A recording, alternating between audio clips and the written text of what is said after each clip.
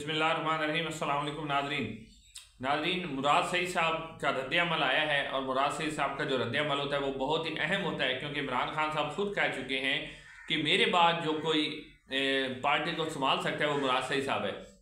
अली अमीन गंडापुर साहब के मामले पर मुराद सईद साहब का बड़ा अहम किस्म का रद्द-ए-अमल आया है। उन्होंने ट्वीट करके रद्द-ए-अमल दिया है, वो आपके सामने रखते हैं। उसके अलावा नाज़रीन, एक ऐवान सदर के अंदर एक मुलाकात हुई थी। आसिफ अली जरदारी साहब, नवाज शरीफ साहब, बिलावल भुट्टो जरदारी, शहबाज शरीफ साहब और मौलाना फजलुर रहमान और इसाक डार साहब भी उसके अंदर मौजूद थे। उस मुलाकात की अंदरूनी कहानी सामने आई है कि मौलाना फजलुर रहमान साहब किस हद तक नाराज़ हुए हैं। और जो ये एक तस्वीर मैं स्क्रीन पे आपको दिखा रहा हूँ, इस तस्वीर को जारी किया गया था फ़लस्तीन की जो कॉन्फ्रेंस हो रही थी फ़लस्तीन के नाम पर, तो उससे पहले ये तस्वीर जारी की गई। और इस तस्वीर के जारी करने का मकसद सिर्फ यही था कि ये दिखाया जाए कि सब कुछ ओके है जी, मौलाना को राम कर लिया गया है और मौलाना हमारे साथ हैं। तो उसके बाद जो है फिर मौलाना फजलुर रहमान जिस तरह नाराज़ हुए, मुराद सईद का मैं आपके सामने रखता हूँ कि उन्होंने क्या रद्द-ए-अमल दिया है। मौलाना फजलुर रहमान साहब के हवाले से अब जो अंदर की खबर सामने आई है, मुख्तलिफ सहाफ़ियों ने इसको रिपोर्ट किया है। उन्होंने ये रिपोर्ट किया है कि मौलाना फजलुर रहमान साहब को, एक तो मौलाना फजलुर रहमान साहब ने कैटेगोरिकली कह दिया कि काजी फैज ईसा साहब को तो मैं बिल्कुल एक्सटेंशन दूंगा ही नहीं, ये तो हो ही नहीं सकता कि मैं काजी फैज साहब को एक्सटेंशन दूं। उसके अलावा मौलाना फजलुर रहमान साहब इस बात पर भी शदीद नाराज़ हुए कि जब हमारी अभी मुलाकात हुई है, हमारे दरमियान कुछ तय नहीं हुआ, तो आपने किस तरह मीडिया के कैमरे, क्योंकि ऐवान सदर के अंदर कैमरे जो हैं बगैर इजाज़त के नहीं आ सकते, तो मौलाना फजलुर रहमान इसलिए भी नाराज़ हुए कि आपने किस तरह मेरी इजाज़त के बगैर, जब हमारी कोई बात अभी तय नहीं हुई, तो आपने मीडिया के कैमरे मंगवा लिए और एक प्रेस कॉन्फ्रेंस की तैयारी कर ली, ये कैसे हो सकता है।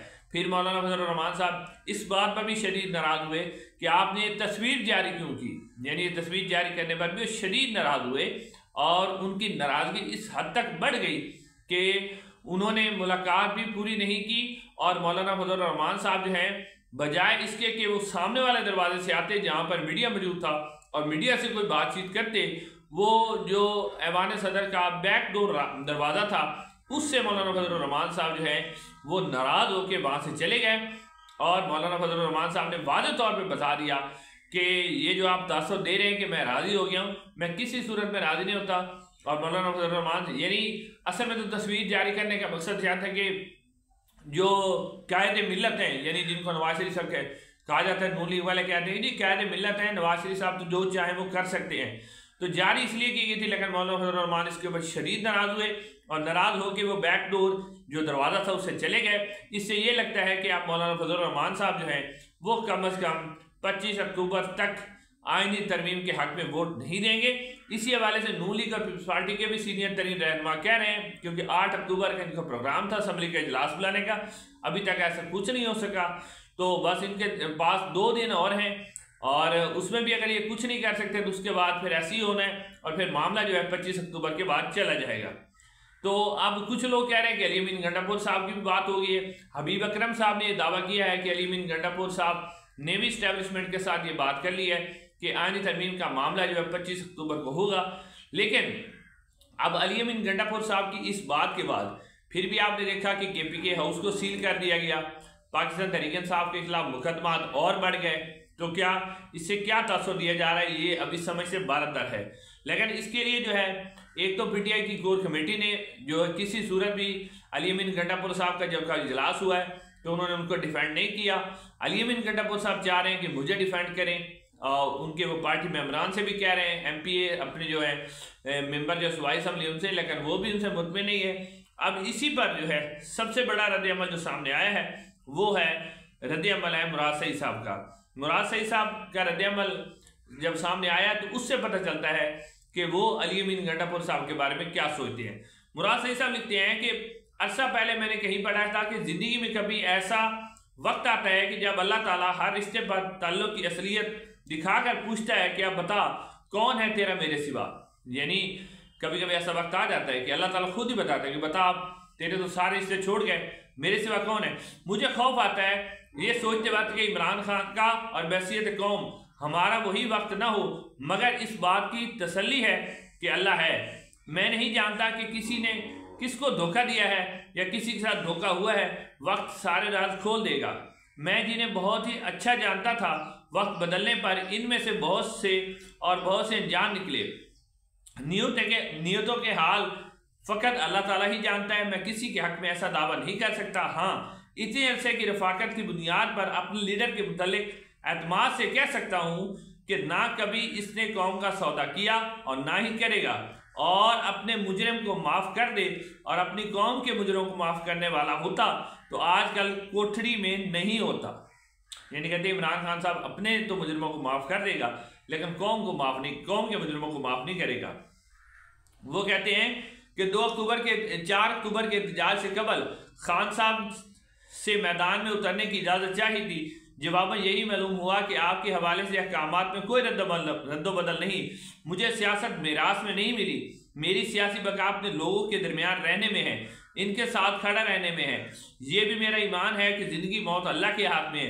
मेरी कौम गवाह है कि खुद को लाख वादे खतरात के बावजूद अमन माज जलसों, इमरान खान की अदालती पेशी, बनी गला और जमान पार्क के कैंपों में हाजिर रहा हो। मगर अब जो हुक्म है वो है, मैं इस हुक्म की मसले से वाकिफ नहीं हूँ, ना मैं खुद को इस तहरीक के लिए लाजिम मजलूम समझता हूँ, मगर डिसिप्लिन मेरे लीडर की मेरी वफादारी का तकाजा है। यानी मैं चाहता हूँ बाहर, लेकिन मेरे लीडर का हुक्म है तो फिर मैं बाहर नहीं आऊँगा। मुझे जितना भी नागवार है लाख जबर से ही, मगर मैं अपने अहद वफा का पाबंद हूँ। इसी तरह एक और पाबंदी मैंने खुद पर लगा रखी है कि पार्टी के अंदरूनी मामलात में पब्लिक फोरम पर बात न करने की। मगर मेरी अपनी कौम से वादा है कि मेरा कोई भी असूल किसी भी शख्स से ताल्लुक आपसे और इमरान खान के ताल्लुक से बढ़कर नहीं है। यानी कह रहे मेरा सबसे बड़ा ताल्लुक अवाम के साथ है, इमरान खान के साथ है। मुझसे मंसूब हर शख्स इस बात पर गवाह है कि इमरान खान का नजरिया और उसकी कौम मेरी ज़िंदगी में हर रिश्ते से मुकद्दम है। जिस दिन मुझे यकीन हो गया कि पार्टी क़यादत ने इमरान खान से गद्दारी की है, आप मुझे हर लिहाज से, हर मुरव्वत से आज़ाद पाएंगे। मगर उस दिन तक मुझे और अपने आप को, अपना ज़हन तमाम इम्कानात के लिए खुला रखना चाहिए। बदगुमानी घिन की तरह होती है, अपनी सोच को बदगुमानी के साथ महफूज रखना चाहिए। ऐन मुमकिन है कि हमारे खिलाफ बतौर हथियार इस्तेमाल हो रही हो। मैं जानता हूँ कि तयशुदा हिकमत अमली और खान साहब की वाज़ेह हिदायत पर अमल दरामद नहीं हुआ। ये है वो फिक्रा जो मुराद सईद साहब कह रहे हैं कि खान साहब की हिदायत पर अमल दरामद नहीं हुआ। यानी कि जो एहतजाज के हवाले से उनकी हिदायत थी कि एहतजाज जारी रखना है, अमल दरामद नहीं हुआ। ये मुराद सईद साहब ने आप वाज़ेह तौर पर कह दिया है। मगर फिल वक्त इसे गफलत गर्दानूंगा। मैं पहले ही कह चुका हूँ कि हम में से कोई भी इमरान खान नहीं है। हम इमरान खान बनने की कोशिश कर रहे हैं। इस कोशिश से हम अपनी कुताहियों के मुर्तकब हो रहे हैं। यानी वो कह रहे हैं कि इमरान खान हम बनने की कोशिश कर रहे हैं कि हर लीडर चाह रहा है कि मेरी वजह से लोग निकल रहे हैं, तो ऐसा नहीं है। हम अपने आप को धोखा दे रहे हैं। इन कुताहियों की कीमत का अंदाजा रखते हुए जिम्मेदारी का मुजाहरा लाजिम है। मगर ये भी है कि अल्लाह ही की अपने बंदों को तसल्ली दी है कि क्या खबर, जिस चीज़ को तुम अपने लिए बुरा समझते हो वही तुम्हारे हक में मुमकिन बेहतर है। मुमकिन यह है कि वह हमें हर सहारे पर बिसाखी से आज़ाद हो, किसी से अपनी उम्मीदें वाबस्ता किए बगैर अपने बलबूते पर लड़ना सिखा दिया हो। यानी कहते हैं कि हमें किसी पाकिस्तान तरीके से आपका जो वर्कर है ना, अल्लाह ताला ने उसको ये सिखा दिया कि उसको किसी सहारे की ज़रूरत नहीं है, वो खुद अपनी जो है वो तरीके से लड़ेगा। अच्छा, बहरहाल हर सूरत में, क्योंकि मसला किसी और का नहीं हमारा है, ये मुल्क किसी और का नहीं हमारा है, तो फिर किसी से गिला शिकवा क्या। हम इस जंग में ना किसी की खातिर उतरे ना किसी और के भरोसे पर। हमारा लीडर नजरिया रहनुमा सिर्फ अल्लाह ताला की वहदानियत इकरार है, इसी की ना पर गुलामी से इनकार है और रहेगा। यही ला इलाहा इल्लल्लाह हमारा नजरिया है और यही हमारी मशरा है। मेरी क़यादत से भी दरख्वास्त है कि आप खान साहब ने आपको डी चौक में एहतजाज जारी रखने के साथ साथ मंगल बुध को मुल्कगीर एहतजाज का प्लान दिया था, जिसकी तहरीरी काल ऑफिशियल कौम के सामने शेयर कर दी जाएगी। इस ज़िम्मन में पार्टी अहदेदार और मुतलका जो तंजीमें हैं उन्होंने रब्ता करें। खान साहब की ये भी हिदायत है कि सोशल मीडिया पर पैगाम एहतजाजी तहरीक जारी रखूँ, लेकिन अहदेदारान तंजीमी इनफरादी तौर पर कारकुन हल्के और आम मेम्बरान से रब्ता करें। 100 कारकुन की आदत हर सतह पर मुनज़्ज़म हो, अपना लाहे अमल तय करें, प्लान करें, पुरअमन रहें, मुतहद रहें, गिरफ्तारियों से बचें। ग्राउंड के अलावा भी सोशल मीडिया पर भी अपना फोकस लाजमी रखें। अपने मकसद इमरान खान, बुशरा बीबी और दीगर क़यादत और कारकुनों की रिहाई, आइन और कानून की बालादस्ती, मैंडेट की वापसी के अलावा कोई और बहस वक्त का ज़िया है। वक्त इस वक्त हमारा है, सबसे कीमती एहसास है, वफादारी का तकाजा है। जितना भी नागवार हो कायम रखना है, कोई ना कोई रखे ना रखे आपने रखना है। 9 मई के बाद कोई मर्कजी की आदत मंजर-ए-आम पर नहीं थी कि आपने हार मानी। फिर आज मायूसी का सबब क्या है?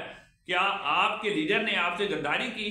क्या इसने आपकी हिमायत का सौदा किया, या आपको इसकी जद्दोजहद के अलावा अपनी नस्लों के लिए कोई और रास्ता सुझाई दे गया है? तो ये है जी उनका पैगाम वाज़ेह तौर पर, जिसमें उन्होंने कह दिया है कि इमरान खान की जो पॉलिसी थी, यानी जो उनका हुक्म था, उस पर अमल दरामद नहीं किया गया। ये बड़ा अहम है। इंशाल्लाह अगली वीडियो में मुलाकात होगी। अस्सलाम वालेकुम।